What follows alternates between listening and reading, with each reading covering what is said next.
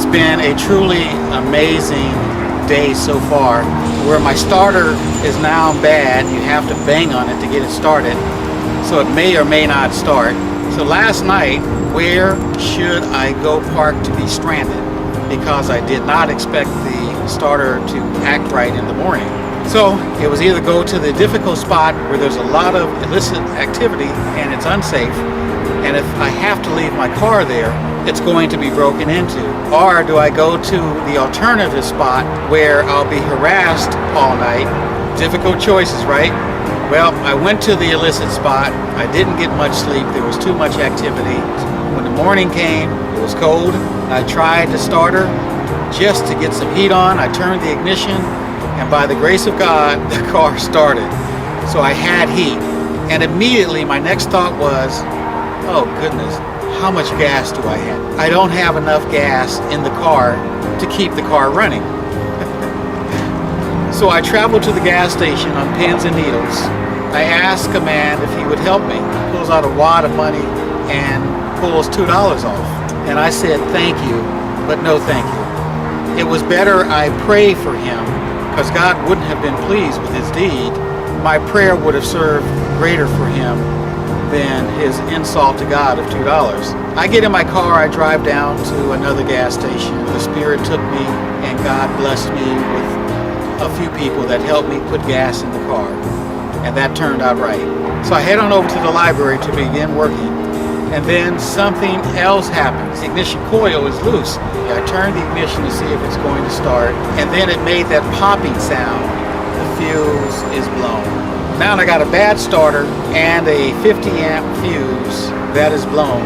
I have no money and no way to get to where the fuse can be purchased. So I see a man walking towards me. I told him that I needed a new fuse, 50 amp, it was $4, and I needed one to be purchased from the auto store. And then he started making all types of excuses about his busy day at the library. I told the man it's okay. God is going to send someone for me. To God be the glory. I said I'm not going to ask anybody else. I'm just going to stand right here, and God is going to send me someone to help me. I looked at several people, had eye contact. No one did anything, and I was just standing here. And then a woman drove past me and then drove back. She was the one. God spoke to her, sprouted seed, and she is a believer.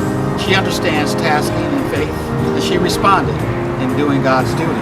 And we picked up a new 50 amp fuse. She is coming back for me to help me buy the starter that I need. By the grace of God, I'm so thankful. I don't have all the tools, so the employee is a believer as well, and he has loaned me his tools. And I'm holding this new starter in my hand, getting ready to put this in. The staff member did all the work. I helped out where he needed me, but the starter is in. I'm trying to connect the last wire.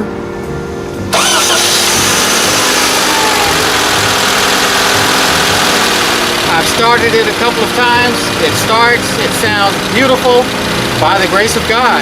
And today, a beautiful believer came into my life and did the actions from getting the 50 amp fuse to buying the starter, and with the help of the staff member who so kindly came and checked with me, and here was the outcome.